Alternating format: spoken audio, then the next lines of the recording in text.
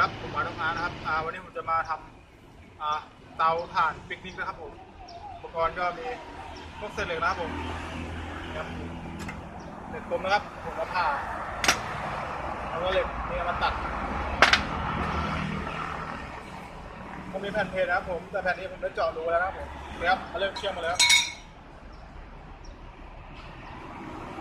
เดี๋ยวตัดก่อน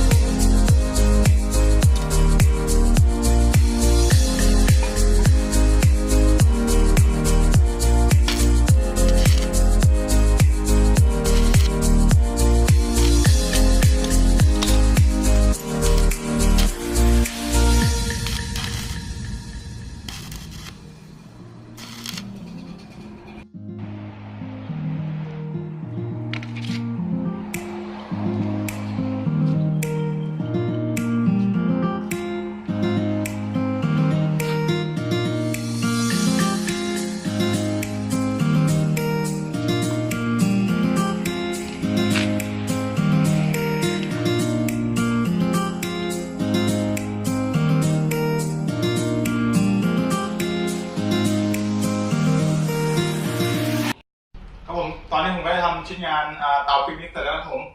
ผมจะทดลองใช้ในคลิปหน้าครับขอบคุณเพื่อนที่ติดตามรับชมนะครับสำหรับวันนี้สวัสดีครับ